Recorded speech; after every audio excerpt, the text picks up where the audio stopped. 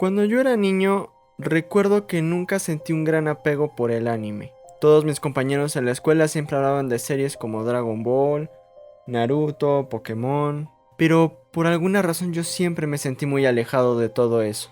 Y no fue sino hasta que llegué a la preparatoria que pude abrirme un poco más hacia todo este contenido oriental, con animes como Sword Art Online, High School of the Dead, Full Metal Alchemist, Re:Zero, Your Name o Takagi-san, descubriendo así un sinfín de historias que no había podido disfrutar solamente consumiendo contenido occidental. Sin embargo, cuando llegó la pandemia y todos tuvimos el tiempo suficiente para cultivarnos, para aprender otro idioma, para hacer ejercicio o aprender a programar, yo me encerré en mi casa a ver animes, como todo un campeón. Recuerdo que en ese tiempo yo llegué a ver algunos animes que hoy en día puedo considerar que son mis favoritos, como Baki, Vinland Saga, Kengan Ashura, Attack on Titan, Violet Evergarden, Record of Ragnarok o Cyberpunk Edge Runners. Pero de entre todas estas joyas destacó uno cuya historia y personajes me atraparon tanto desde el primer capítulo que quizás incluso a día de hoy lo podría considerar como mi anime favorito. Explicar exactamente qué fue lo que me hizo amar este anime es un poco complicado. Para empezar quiero destacar lo amigable que esta obra es con todo el público casual que no está muy acostumbrado a consumir contenido japonés. Porque creo que no es un secreto para nadie si les digo que este tipo de contenido tiene una jerga de términos y una forma de contar historias muy particular que puede resultar quizás un poco confusas para personas que solamente han consumido contenido occidental. Desde cierto tipo de términos de personajes como yanderes y cosas así, hasta géneros completos como shonen. Pero My Hero Academia ya partía de la ventaja de haber estrenado su anime, de haber entrado en el mundo mainstream, al mismo tiempo que Marvel y DC, más el primero que el segundo, se encontraban en su peak de popularidad. Y por si el propio nombre de la obra no te lo dejaba bastante claro, sí, este es un anime que se trata de una escuela de superhéroes. Pero, ¿cómo surgió esta historia?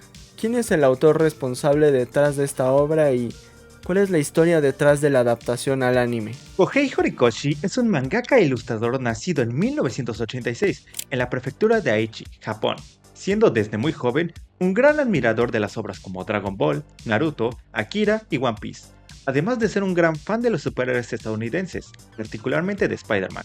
¿Quién lo culparía, no? Esto llevó a Horikoshi a presentar varias historias para la Shonen Jump, una revista de publicación semanal de manga muy famosa en Japón, siendo Tenko en 2007, Shinka Rhapsody en 2008 y Omaga Dokizu en 2010 sus primeras historias. Luego, en 2012, presentó la obra Barrage, una ópera espacial que fue crucial para la carrera de Horikoshi. Para bien o para mal, fue cancelado luego de solo 16 capítulos publicados, cosa que casi le hace abandonar el manga. Sin embargo, nadie, ni siquiera su propio autor, estaba preparado para lo que vendría después.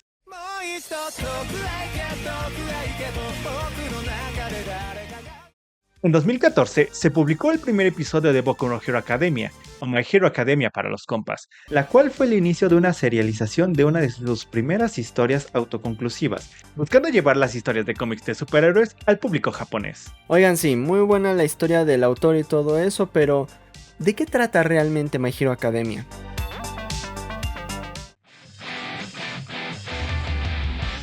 La historia de My Hero Academia nos pone en la piel de un adolescente de 15 años llamado Izuku Midoriya, el cual vive en un mundo en donde la mayoría de la gente nace con una especie de superpoder, algo así como si fuera el Gen X de los X-Men, lo que obviamente provoca que haya muchas personas que se dediquen a cometer crímenes usando estos poderes, también conocidos como dones, así es como llaman estos poderes en la serie. Y debido a esto surgieron varios vigilantes que con sus dones se dedicaban a combatir a estos criminales, a los cuales se les llamó héroes. Con el tiempo esa especie de servicio público, si se le puede llamar, se convirtió en una especie de profesión a los cuales los jóvenes podían aspirar a estudiar, lo que desencadenó el nacimiento de las academias de héroes. Sin embargo, a veces suele haber personas que nacen sin ningún don, y ese es el caso de nuestro protagonista, el cual para su mala suerte desea convertirse en el héroe más grande de todos sin tener dones. Y luego de volverse el heredero del don del héroe número 1 de Japón al demostrar su valor, decide ingresar a la academia de héroes más prestigiosa del país para poder perseguir ese sueño. Esa es básicamente la premisa de esta obra y a partir de ahí vamos a ver cómo Izuku va a tener que atravesar por muchos desafíos para poder convertirse en el héroe más grande de su mundo. Pero la cosa no se queda ahí. En 2016, el productor de animes Wakano Okamura decidió tomar el proyecto y animarlo con el estudio de animación Bones, quienes ya habían trabajado anteriormente en obras como Fullmetal Alchemist y Noragami. Aquí pequeño paréntesis, vean Noragami, neta está muy bueno. Lo que obviamente garantizó una gran calidad de producción y le dio a My Hero Academia un alcance a nivel nacional e internacional mucho más grande de lo que ya tenía. El éxito de esta primera temporada le garantizó tener muchas más hasta poder completar el manga, e incluso poder realizar 4 películas más de esta franquicia cuya canonicidad aún es bastante debatible. Y no voy a mentirles, la verdad es que sí me gustaría expandir este video explicando cada detalle que me gustó y que no me gustó de esas 8 temporadas y 4 películas. Pero creo que es mejor si solamente me limito a contarles lo justo y necesario de estas temporadas para que puedan entender lo muy extraño que es el final que decidieron ponerle. Así que les aviso que a partir de ahora habrá muchos spoilers porque nos dedicaremos a hablar íntegramente del final. Todo esto por si, ya saben, no han visto la serie completa. Para entrar en contexto hay que recordar que desde la primera temporada nos enseñaron quiénes iban a ser los antagonistas principales de esta obra. La Liga de Villanos. Y para este punto, luego de varias pruebas, varias misiones y varias tareas que los personajes tienen que cruzar hasta poder derrotar a todos los villanos, por fin tenemos la gran batalla final. La gran guerra que determinará el futuro de Japón y muy probablemente de toda la humanidad. De un lado tenemos a todos los héroes del país, desde alumnos y héroes profesionales hasta antiguos antagonistas que ya pudieron redimirse e incluso la ayuda de otros países.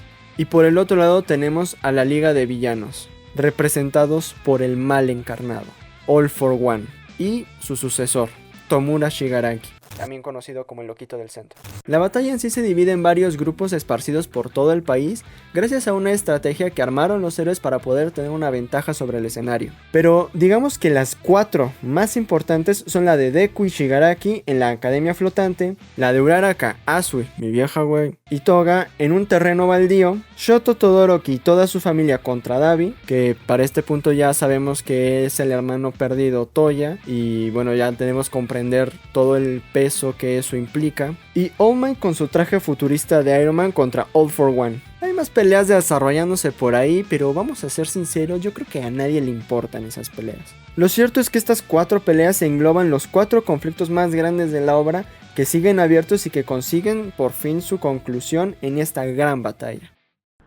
¡Bailaremos en el infierno juntos! ¡Tú y yo, papá! Gran parte de la pelea que hay entre Deku y Shigaraki, que podríamos decir que es la pelea principal de toda esta obra, se mantienen en un punto muerto a partir de la mitad de la 7ª temporada más o menos, y no la vamos a retomar sino hasta la mitad de la 8ª temporada, así que creo que puedo decir que vamos a tener que dejarla en pausa un momento, pero ya hablaremos más en profundidad de esta pelea más adelante en el video. Para comenzar quiero decir que el arco de Dabi y la familia Todoroki, en mi opinión, y creo que nadie que haya visto el anime o leído el manga va a estar en desacuerdo con esa opinión, es el arco mejor desarrollado de toda la serie. Tiene su introducción con este misterioso personaje que se nos presentó desde la primera temporada, que tiene este don medio frío y medio caliente, y que por alguna razón que en ese momento no comprendíamos odiaba a su mitad caliente, pero después entendíamos que era debido a su padre, Endeavor, el héroe número 2 que terminó volcando sobre sus hijos esos sueños frustrados de ser el héroe número 1, queriendo así superar a All Might, cosa que aparentemente terminó afectando de sobremanera a un hijo que en ese momento creímos que había muerto, Toya. Y no es sino hasta la 6ª temporada que se nos revela que Dabi, un miembro muy importante de la Liga de Villanos, era este supuesto hijo muerto, en lo que fue uno de los giros reveladores más sorprendentes que haya tenido la oportunidad de ver en cualquier anime. Aunque ahora que lo pienso creo que sí era algo bastante obvio que pude haber adivinado desde el principio. Y todo el plan que tiene este personaje, toda su participación en la guerra como villano, fue justamente para poder vengarse de su familia y especialmente de Endeavor por todos los maltratos que le había hecho y por haberlo dado por muerto, teniendo finalmente así su cierre en esta gran pelea donde toda la familia se lleva su parte de la culpa. obviamente especialmente Endeavor, ¿no? Teniendo así uno de los mejores arcos de redención que hay en el anime, cerrando así su trama con la derrota de Dabi, el retiro de Endeavor de ser héroe, el inicio de un camino de redención de un Dabi moribundo con su familia y lo que en mi opinión es lo más importante de todo, el perdón de Todoroki a su padre. Otro de los mejores desarrollos de toda la serie. Hasta aquí todo bien, ¿no? Bueno, no se emocionen tanto porque aquí es donde empiezan los problemas. ¿Qué te gustaría hacer conmigo? ¿Quieres matarme como mataron a Jin? La pelea entre Himiko Toga y Uraraka llevaba ya varias temporadas desarrollándose. Creo que no pudo haber habido un primer encuentro más cabrón que el que vimos en pantalla, porque literal una intentó matar a la otra y a su mejor amiga, la ranita, en un bosque. Y a partir de ahí veríamos que se genera una especie de obsesión de Toga por Uraraka y Deku que es bastante enfermiza y que involucra a su don y lo mucho que le ha complicado la vida a este personaje, ya que, bueno, involucra tener que beber la sangre de otras personas, cosa que le terminó desarrollando una especie de parafilia por la sangre de aquellas personas a las que ella llega a querer mucho, como Twice, otro villano que llegó a salir en la serie, o Uraraka ahora. Y claro, con esos antecedentes una persona normal diría, güey, se ve que va a estar buena la revancha entre estas dos waifus, ¿no? Ahora sí, Uraraka le va a partir su madre por casi haberla matado en más de una ocasión. A ella y, bueno, a varios de sus amigos. Además de haber asesinado a mucha más gente, ¿no? Pues no. Este es uno de los puntos más problemáticos de la serie en mi opinión, que pienso desarrollar un poco mejor más adelante.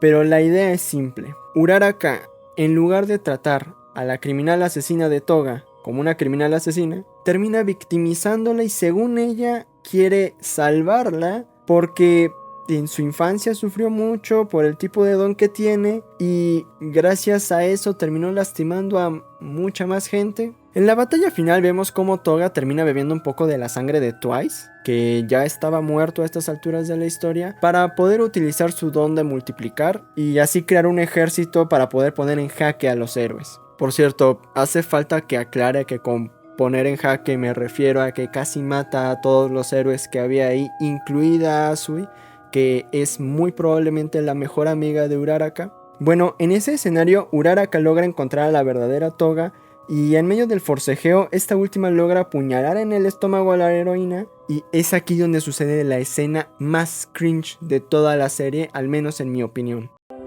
¿Te parece que soy linda? La más linda. Nigga, what the fuck is this bullshit? Tengo que admitir que me sorprendió el gran número de fanáticos a los que les encantó esta escena y la verdad es que no puedo entender por qué. A ver, Toga es un personaje horrible, en su forma de ser y desarrollo me refiero, ¿no? Porque la verdad es que su diseño a mí me encanta, me gusta como personaje, me gusta como villana, pero no para que empatices de esa forma con ella. Porque es una villana cruel y degenerada. Y por alguna razón el autor y el resto de la gente pretende que nosotros sintamos alguna especie de empatía por ella. Y perdónenme, pero yo no creo que esto deba ser así. Porque no es solo que esté mal escrito para mí, con poco desarrollo y todo eso, sino que moralmente está mal para mí que veamos a los villanos y criminales de esta forma, que los justifiquen y los blanqueen así, que los victimicen y nos hagan creer que ellos deben ser salvados y que son así porque fueron víctimas de su entorno. Una forma de pensar que está muy en boga estos días por alguna razón, pero que a mí me parece bastante peligroso. Al final, Toga muere sacrificándose por Uraraka al donarle su sangre para que ella no muriera desangrada por la herida que ella misma le había causado unos minutos atrás. Cosa que terminó siendo una experiencia bastante traumática para Uraraka y que le hizo crear más tarde una fundación para niños con dones problemáticos cuando se convirtió en heroína profesional. Nada más que decir. Siguiente pelea. ¿Un héroe herido es muy aterrador? Todavía tengo pesadillas de tu rostro persiguiéndome. Esta es, después de la pelea de Deku Shigaraki, la pelea más importante y con más trasfondo e historia de toda esta obra. Se extiende por décadas, si no es que siglos atrás, la verdad es que no lo tengo muy claro, con el nacimiento del antagonista principal del manga, Sen Shigaraki, hoy en día mejor conocido como All for One, un ser completamente maligno y avaricioso que tuvo la suerte de haber nacido con un don capaz de robar y transferir otros dones. Una combinación bastante peligrosa, ya que termina aprovechando este gran poder para asesinar y extorsionar a mucha gente, creando una gran organización de villanos e iniciando una era del terror en todo Japón que llevaría a su sociedad a una guerra durante años. Pero afortunadamente junto a este cabrón terminó naciendo la única esperanza de la humanidad para poder combatirlo, Yoichi, su hermano gemelo que nació siendo un niño débil, frágil y aparentemente sin ningún don. Y por alguna extraña razón que realmente no entiendo, supongo que por alguna extraña necesidad de posesión o algo así, All For One le termina transfiriendo el poder de acumulación de fuerza para poder fortalecer su cuerpo. Sin embargo, este nunca imaginó que Yoichi de hecho sí tenía un poder, el de transferir su propio don a otra persona, dándole nacimiento así al One for All, un poder creado exclusivamente para detener a All for One, el cual fue pasado de portador en portador, haciendo más fuerte el don, siempre tratando de elegir a aquel héroe que el portador en turno considere digno de llevar a cabo esta misión. Y es ahí cuando llega Toshinori Yagi, un chico que, aunque no tenía don, sí, exactamente igual que en mi rodilla, confrontó a Nana Shimura, la portadora del One for All por aquel entonces, haciéndole ver que quería convertirse en un símbolo que le llevara paz a todo Japón después de tantos y tantos años de guerra, convirtiéndose así en el octavo portador, All Might. Y creo que está de más explicar que el tipo realmente sí tuvo bastante éxito con su cometido, porque All Might no solo se convirtió en el héroe número uno de su nación, sino que logró mantener la paz y la criminalidad baja en su país durante décadas, convirtiéndose así en el símbolo de la paz. Y Dios santo, qué pedazo de personaje, la verdad. Igual que muchos otros héroes y personajes de la ficción, creo que All Might realmente representa todo aquello que un héroe debería aspirar a ser. Bastante bien representado con su icónica frase: Todo está bien. ¿Y por qué? Porque yo estoy aquí. Un personaje que, como su nombre lo dice, se mostraba al mundo como un ser imbatible y todopoderoso. El aura hecha persona, básicamente. Siempre con una sonrisa, dando a entender que ahora que él llegó, todo iba a estar bien. Pero al fin y al cabo All Might es humano también y tarde o temprano iba a caer. Y esto ocurre pocos años antes del inicio de la historia del anime, con una batalla entre All Might y All For One, que lastimosamente nunca vemos, en donde ambos terminan casi muertos. All For One termina muy herido y con la necesidad de usar un aparato para respirar, mientras que All Might termina con un agujero en el estómago, lo que lo obliga a buscar un sucesor al cual debe cederle el One for All, siendo este al final Izuku. Y de hecho podríamos decir que el primer punto de quiebre de este enfrentamiento no se da en esta batalla final, sino que se da en la primera mitad de la tercera temporada, en lo que es el último gran acto de All Might como símbolo de la paz, derrotando y encerrando una vez más a All for One, perdiendo, ahora sí, lo poco que le quedaba de su poder luego de pasárselo a Deku, lo que lo vuelve a dejar como un humano, débil y herido, pero para nada derrotado. Entrando ahora sí con la pelea final, vemos cómo, a pesar de todas las dificultades, la falta de poderes y la debilidad de su cuerpo, aún así decide enfrentarse con el villano más poderoso de todo su universo, utilizando una armadura estilo Iron Man que intenta replicar los dones de todos los estudiantes de su clase. Y aunque sabe que no podrá vencerlo de esa forma, por lo menos espera poder servir como distracción y reducirle un poco la barra de vida quizás. Básicamente lo que el propio personaje dice en esta escena. ¿Cómo me alegra ser útil en esta guerra? Tengo que ser muy sincero, la pelea que hay entre estos dos es simplemente épica, ya que se dan bastantes secuencias con movimientos y referencias a otros momentos de la obra que son muy memorables. Incluso llega un momento en donde Stain, un villano bastante importante de la segunda temporada, se une a la pelea para poder apoyar a All Might, el único al que considera un verdadero héroe digno de admirar. Y entre los dos casi logran derrotar a All For One en esta escena, que por un fallo de uno de sus quirks, entre más lo dañan, más joven se hace. Pero el tipo entonces se saca los hacks de la manga y manda a cagar a ambos personajes, matando a Stain en el proceso y casi logrando lo mismo con All Might, quien viendo que ya había perdido y temiendo que ahora fuera de tener la pelea de Deku y Shigaraki, decide inmolarse ahí mismo, llevándose a All For One consigo, lo cual tengo que admitir que habría sido un final bastante trágico, pero heroico y digno de un héroe así de grande, de no ser por La conveniencia de guión hecha personaje. Y yo sé que lo que voy a decir a continuación me va a ganar el odio de gran parte del público, pero tiene que decirse. Esta escena de Bakugo es una completa estupidez. Y déjenme desarrollar esta idea antes de insultarme en los comentarios, por favor. Al principio de la serie yo no soportaba a Bakugo. Me parecía otros de esos personajes que los autores de manga tratan de poner como mejor amigo / rival del protagonista, que siempre te ponen la relación de estos personajes como algo bastante complicada, pero que no es más que el bullying y abuso de uno que es más fuerte al inicio sobre el otro que es más débil. Sin embargo, y para mi sorpresa la verdad, tengo que admitir que el personaje poco a poco me fue agradando más, porque tuvo un pequeño arco de aprendizaje que culminó en una escena donde admitía todos sus errores, y terminaba disculpándose con el propio Deku por todo lo que le llegó a hacer, haciéndole ver que sabe que es inferior a él en todo, y que piensa que él es un verdadero héroe. Así que para esta escena, donde rescata a All Might, el personaje realmente ya no me caía tan mal. Pero el problema no es el personaje en sí, sino lo que Horikoshi hizo con él unos cuantos capítulos atrás. Y sí, para los que ya conocen esta obra, nos referimos a la vendida de humo más grande de todo My Hero Academia, la supuesta muerte de Bakugo. Si llegaste a ver esta parte cuando el manga estaba en publicación, recordarás que hubo mucho suspenso al respecto, ya que salió el capítulo en donde le perforaban el corazón y después pasaron varios capítulos, casi un año de publicaciones de hecho, hasta que finalmente nos mostraron cómo lo revivían, lo que obviamente terminó generando un impacto enorme en el fandom. Y claro, dicho así, podríamos decir que el chicle de la atención se estiró por bastante tiempo.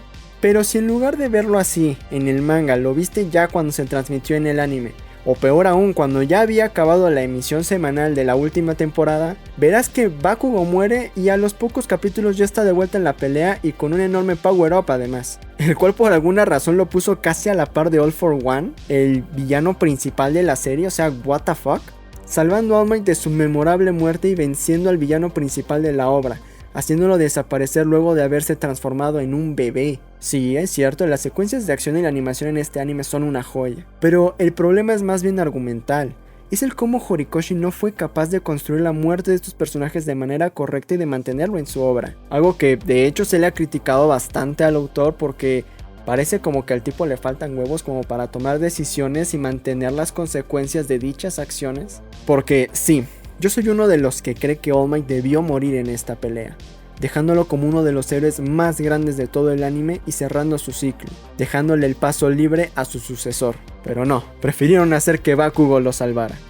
Tenía un destino. Tenía que haber muerto en el campo de batalla con honor.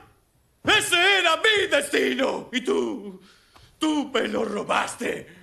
Lo cual es una verdadera pena porque demostraría cómo la muerte de un personaje así de importante puede no solo ser un detonante para la trama o un gran desarrollo para los protagonistas, sino que puede dejar en claro al espectador que las cosas llegaron a un punto sin retorno, haciendo que la gente se tome más en serio estas escenas. Dile que su amigo Shigaraki luchó hasta su último aliento con el fin de destruir. Sí.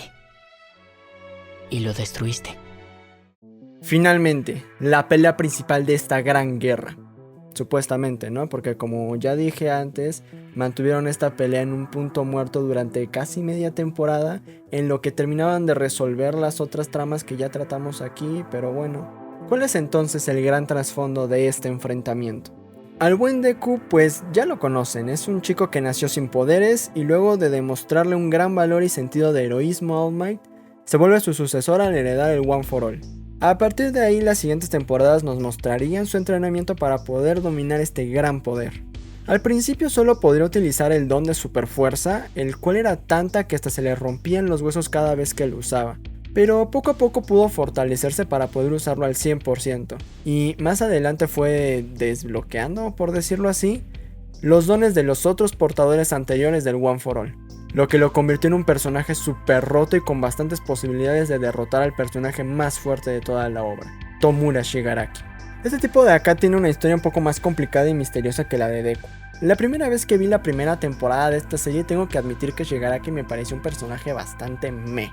Solo un loquito emo con un montón de manos agarrando su cuerpo de una forma extraña que le daban un diseño bastante interesante, pero algo plano en su escritura. Y maldita sea qué gran cambio le fueron dando en las temporadas siguientes, porque pasó de ser Planilandia a ser un villano incluso más interesante que el propio All for One. Más adelante se nos revela que este loquito del centro en realidad es Tenko Shimura, el nieto de Nana Shimura, la séptima portadora del One for All y maestra de All Might, lo que obviamente conecta personalmente al villano con el protagonista. Y durante mucho tiempo se nos contó que cuando era niño, Shigaraki había matado por accidente a su familia por no haber podido controlar su don, que básicamente consiste en desintegrar todo lo que toca, lo que lo terminó volviendo loco. Y fue justo ahí cuando apareció All for One para rescatarlo de las calles y convertirlo en su discípulo, para que pudiera aprender a controlar su don y más tarde ser también el sucesor de su causa. Pero en esta temporada se nos revela la verdad detrás de todo esto. Y es que fue el propio All for One el que desde un principio le transfirió este don tan destructivo a Tenko cuando era niño, provocando la muerte de sus padres y generando un enorme odio por su abuela, Nana Shimura. Y por consecuencia por todos los héroes, ¿no? Buscando así su destrucción. O sea que básicamente Tomura siempre fue la marioneta de All for One forjada en el odio y la desesperación con el objetivo de convertirse en su recipiente. Planeaba destruir su conciencia y quedarse con su cuerpo. Y durante toda la batalla final somos testigos de eso, ya que la conciencia y personalidad de All for One se hace presente en Shigaraki. Y luego de ver uno de los diseños más chingones que tiene Deku en todo este anime, vemos cómo es que el protagonista logra por fin vencer al anoréxico de una forma un tanto... Bueno, también me parece un poco problemática la forma en la que le dieron resolución al tema de Deku y sus poderes. Pero ya hablaremos más de este tema un poco más adelante. El caso es que Deku hace la clásica de cederle el poder al villano que tanto quería, pero este resulta ser demasiado y al final termina explotando. Obviamente se justifica en esta jalada con que cada poder es un golpe al no sé qué interno de su conciencia y que con eso, más la ayuda del fantasma de Nana Shimura, Deku logra salvar al niño interior de Shigaraki. Nuevamente aquí se presenta la misma estupidez de evangelizar a los villanos que ya había mencionado en el tema de Toga y Uraraka. Aunque esta vez se maneja de una manera un poco mejor, ya que se nos da a entender que no lo rescata del todo porque All for One, a pesar de ya haber sido derrotado por Bakugo, de alguna manera revive en el cuerpo de Shigaraki. Algo así como una especie de transformación final, que por cierto se ve bastante épico la verdad. Aquí también quiero hacer un pequeño paréntesis y es que tengo que mencionar la otra gran vendida de humo que se nos hizo desde que el manga estaba en publicación. Y esa es la supuesta pérdida de los brazos de Deku luego de haber perdido el One for All. Porque claro, como dije con la muerte de Bakugo, eso crea cierta tensión y suspenso hasta que se resuelve luego de bastantes capítulos. Pero ya en el anime se muestra que literalmente de un capítulo a otro llega Eri con su poder de rebobinar los objetos unos minutos al pasado y le devuelven los brazos. Así, como si nada. Al final de la batalla, todos los héroes que quedaban en pie después de la gran guerra llegan al campo de batalla donde estaban peleando Deku y Shigaraki al más puro estilo de Avengers Endgame. Esto gracias al poder de Kurogiri, ya saben, el de los portales. Y luego de devolverle los brazos a Deku, todos sus compañeros se enfrentan junto con él contra el jefe final, abriéndole el paso al prota para que pudiera encestarle el golpe de gracia más fuerte de todos, llevándole el amanecer a un Japón que no había visto más que oscuridad desde hacía mucho tiempo. Y sí, yo sé que llevo un rato tirándole mierda a esta serie, pero no puedo negar que esta escena es simplemente increíble. Porque eso sí, la animación no decepciona en ningún momento, y todos y cada uno de los amigos de Deku tienen su tiempo de brillar. Todo para al final dejarnos con una escena simplemente espectacular. Aunque lo terminan arruinando un poco después, ya que luego de la batalla nos explican que Deku se quedó sin el One for All, como ya sabíamos, y que Uraraka parece haber quedado bastante afectada por lo sucedido. Para este punto, el final no apuntaba a lo más alto, pero tampoco era una cagada total. Perfectamente pudieron haber cerrado la historia ahí, mostrándonos cómo los estudiantes de la clase 1A pasan a segundo y que Emilio Togata, el GOAT de esta serie, y compañía se gradúan. Pero creo que ningún fan de esta obra estaba preparado para lo que Horikoshi nos entregaría como capítulo final.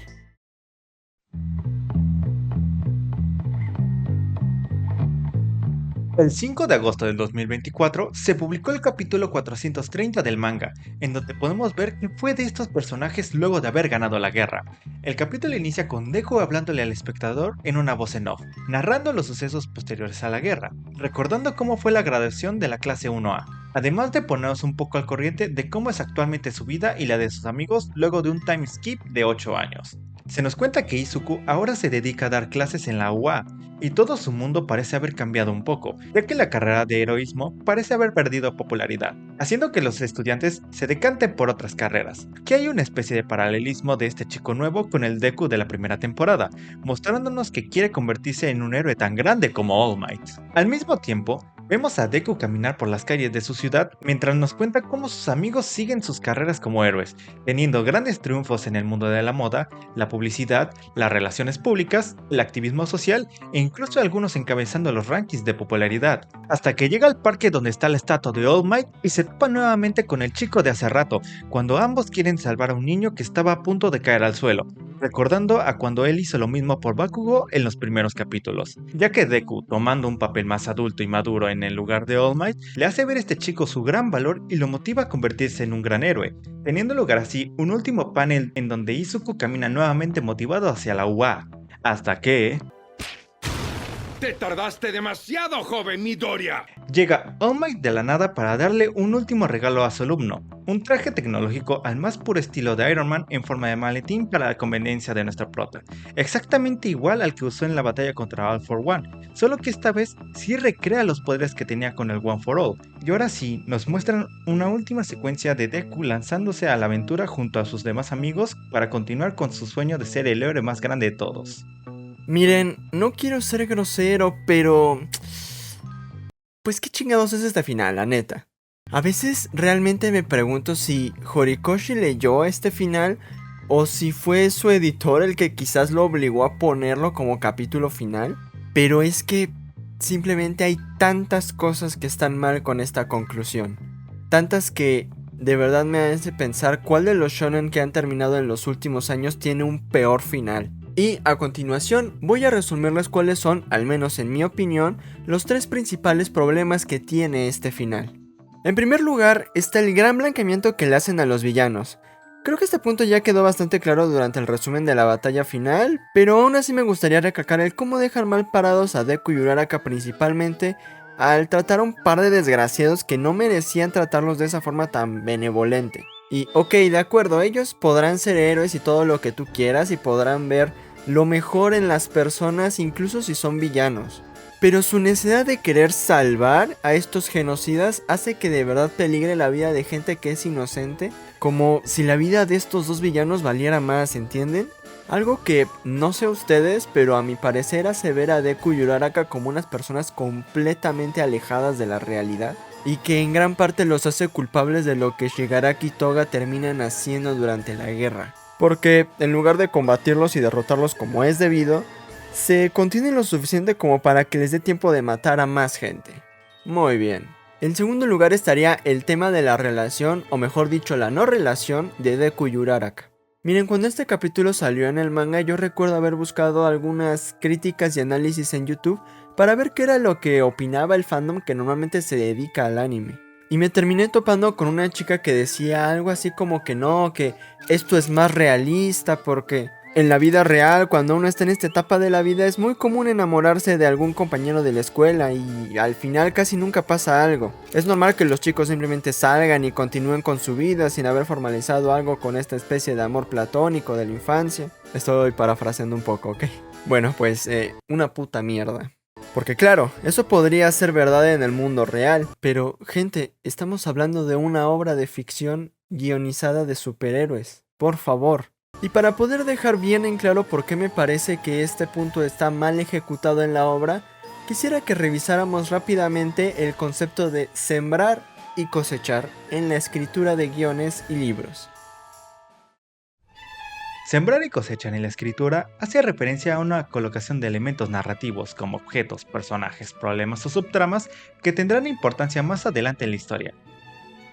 Sembrar es dejarle en claro al espectador la existencia de un elemento al que deberá prestar atención.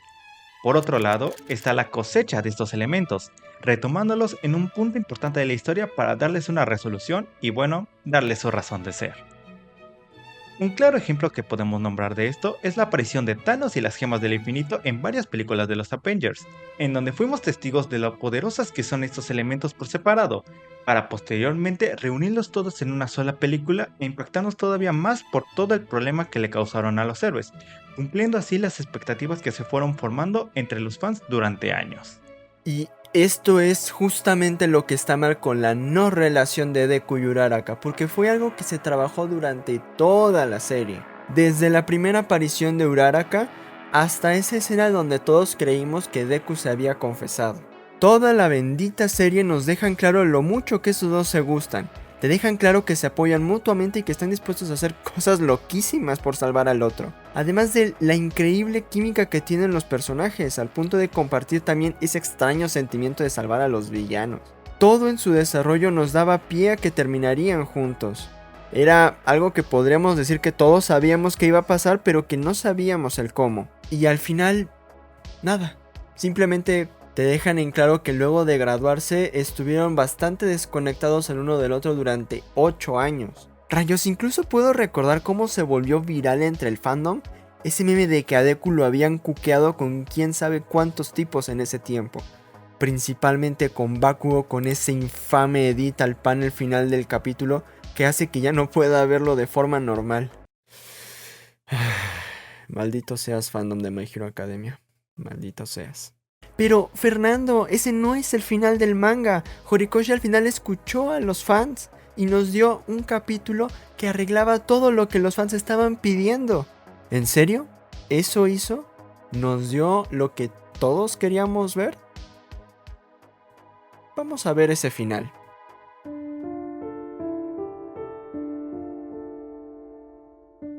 El 4 de diciembre de 2024, 4 meses después del estreno del último capítulo del manga, se publicó el capítulo 431. El capítulo comienza mostrándonos el día a día de Uraraka, que luego de un time skip de 8 años, sigue teniendo sueños y traumas por lo sucedido con Toga en la guerra. Es por eso que creó una organización para ayudar a las familias a detectar y tratar a los niños que nacen con dones problemáticos. Para eso tiene la ayuda de Tsuyu Asui y los 3 grandes de la academia: Tamaki, Nejiri y Lemillion. Mi gallo, cabrón, mi gallo. Quien ya es el héroe número 1. Sin embargo, se hace presente la pregunta: ¿tienes tiempo para ti misma? Luego, vemos cómo le cuenta el problema de sus sueños de Toga a Sui, haciéndole pensar que quizás hay algo que Toga quiere comunicarle, pero siempre olvida lo que le dice. En la escena siguiente, vemos a Deku, Kirishima y Bakugo yendo en el auto nuevo de este último hacia una reunión con el resto de la clase. En este viaje, vemos cómo les ha ido en su vida como héroes. Kirishima ha estado buscando independizarse, Bakugo ha bajado en el ranking, y Deku se muestra más feliz por el nuevo traje tecnológico que le regalaron, aunque insiste que le gusta más ser profesor. Es ahí cuando Bakugo le hace el mismo comentario: debes pensar más en ti mismo, alegando que, si trata a todos exactamente igual de bien, entonces demostraría que no hay nadie especial para él. Ya en la reunión, nos cuentan cómo les ha ido a todos los miembros de la clase 1A con sus trabajos como héroes. A algunos les está yendo mejor que a otros, pero cuando mencionan que unos compañeros de la clase B están saliendo y se empiezan a hacer preguntas incómodas, una alerta suena, llamándolos a todos al deber. Una vez que el crimen fue detenido, todos se disponen a ir a casa. Pero es aquí cuando Deku y Uraraka, luego de haber deseado tanto tiempo volver a hablar para ver qué puede pasar, deciden quedarse un rato más para ponerse al corriente, dejándonos un final un tanto abierto con el tema de su relación, pero con la esperanza que solo es el inicio del romance que tanto esperaban los fans. You son of a bitch. A ver, si bien agradezco que Horikoshi y su editorial se hayan tomado el tiempo de escuchar las críticas de los fans y hayan decidido sacar una especie de capítulo parche, un capítulo extra para poder arreglar varias de esas cosas, no sé, no puedo evitar sentir en mi interior que fue algo que hicieron de a huevo, ¿saben? O sea, se forzaron a hacerlo. Como si solamente hubiesen hecho lo justo y necesario para poder calmar la funa que les estaba cayendo en ese momento. Y es que yo realmente no siento que deba celebrar este final como veo que todo el mundo está haciendo, porque teniendo la oportunidad de corregir aunque sea lo de la relación de Deku y Uraraka, Horikoshi simplemente nos dio un buen apretón de manos y un a ver qué pasa después. Lo que nuevamente nos demuestra la tibieza del autor. Aunque, no sé, como buen jugador de Genshin que soy, ya estoy acostumbrado a las migajas. Así que supongo que está bien, no lo sé. Sin embargo, podemos decir que todavía queda el tercer problema, que es a mi parecer el más grande de toda la obra: la traición a su mensaje original. Una de las cosas que más caracterizan esta obra es la idea de cómo cualquier persona, incluso alguien sin poderes, puede ser un héroe y marcar la diferencia. De hecho, esa es la moraleja al final, que con pequeñas acciones puedes evitar el nacimiento de otro Shigaraki. Solo necesitas la actitud correcta, la voluntad de dar el primer paso para hacer lo correcto. Hay varios otros héroes de la ficción que enseñan este mismo mensaje, pero de una forma que hasta cierto punto funciona mucho mejor. En My Hero Academia este mensaje ya empieza a flaquear desde el tercer episodio, ya que si bien All Might reconoce al Mirrodilla por su gran valor para salvar a los demás, a pesar de no tener poderes, digamos que la idea de que el chico sin dones sea el héroe más grande de todos ya queda de lado porque, bueno, le terminan regalando el don más roto de toda la serie. Y ok, de acuerdo, no es fácil desde el inicio, tiene que trabajar ese poder para poder explotar todo su potencial, pero aún así el mensaje más bien sería: el chico sin dones puede ser un héroe siempre y cuando reciba del cielo un don superpoderoso, claro está. Y sí, yo sé que tal vez todos ustedes pueden pensar que estoy exagerando, pero esta misma idea se refuerza con este final. Porque una vez que pierde ese poder prestado, como Deku lo llama, él pierde toda la motivación para seguir con su carrera de héroe y termina solamente siendo un profesor en la academia. Que, repito, esa no es una idea que a mí me parezca mal, pero perfectamente podría haber seguido siendo un héroe. Algo así como, no sé, como el profesor Aizawa, cuyo don no es uno que le dé una ventaja física, y aún así ahí seguía madrándose a los villanos. Pero con Deku es diferente. Se siente como si el ser maestro fuera una especie de premio de consolación, porque no le quedó de otra, y que incluso quiso ser maestro de la UA porque se siente estancado en la única etapa de su vida en la que realmente fue feliz. Y eso es realmente triste porque sin quererlo me termina recordando a este personaje. Soy solamente maestro boy, pero este año es mi privilegio ayudar a que se conviertan en los mejores héroes de apoyo del mundo. Y por si esto fuera poco, Horikoshi redobla la apuesta haciendo que Deku solamente vuelva a ser héroe en el momento en el que le regalan un traje que prácticamente recrea los mismos poderes que tenía cuando aún era portador del One for All, reafirmando que el tipo realmente quería eso, pero que sin dichos poderes simplemente no podía ser héroe, quitándole así todo el peso argumental a habérselos quitado en un inicio. O sea, nuevamente la falta de huevos de tomar decisiones con sus respectivas consecuencias, porque en términos prácticos Deku sigue teniendo el One for All, solo que ahora nos lo pintan como alguien cuya mala actitud lo llevó a estar 8 años en inactivo y alejarse de sus compañeros. ¿Ahora entienden por qué pienso que este final traiciona el mensaje general de la obra? Porque si nos fijamos bien, ya ni siquiera su protagonista lo representa bien.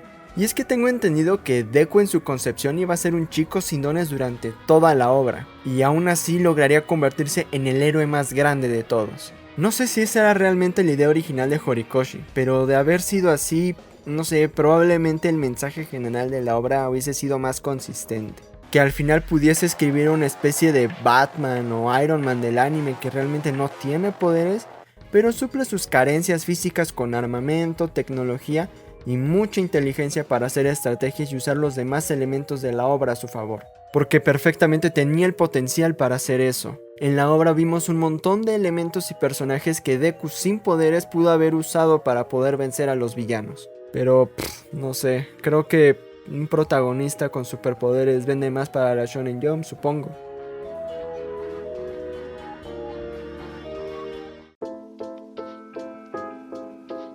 En conclusión, el final de My Hero Academia no es épico, es un desastre narrativo que lamentablemente hace ver a toda la obra como un viaje que no valió la pena recorrer.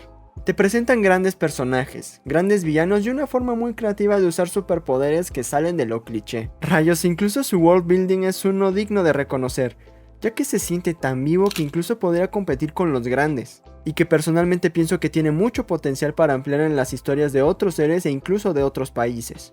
Porque si bien sabemos que dar final a una obra es bastante complicado, todos estaremos de acuerdo en que un final satisfactorio puede ser la diferencia entre una serie bien recordada y amada por el público u odiada y olvidada por todos. De alguna manera podríamos decir que no solo nos están intentando vender una mentira, sino que también nos deja ver que realmente no existe una consecuencia real a todos los tropiezos y eventos desafortunados que pasan.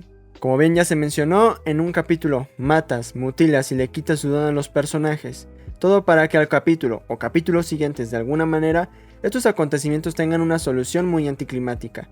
Claro que es un recurso bastante útil si lo usas por momentos, pero que sea una constante que sobreexplotas por no arriesgarte hace que vaya perdiendo credibilidad y un verdadero peso en la trama muchas de las decisiones que se llegan a tomar. Este ha sido el video más largo del canal hasta ahora, y por lo mismo pueden ver lo mucho que nos esforzamos escribiendo el guión y editando este trabajo. Y eso es porque, a pesar de toda la mierda que le tiramos a la serie y que entiendo si creen que odiamos esta obra, lo cierto es que es todo lo contrario. Como bien dije al inicio, esta serie es probablemente mi anime favorito. Y es justamente por el gran amor que le tengo que le quise poner toda la dedicación y el esfuerzo posible a este análisis. Y quiero que sepan que, aunque realmente pienso que tiene un final pésimo, yo realmente amo My Hero Academia. Amo sus personajes, amo sus tramas, amo sus escenarios, su construcción de mundo. Amo la forma tan creativa que tuvo de contarte esta historia. Y que, aunque de una forma bastante imperfecta, pudo dejarte un gran mensaje sobre el heroísmo y lo que significa ser un símbolo para la gente.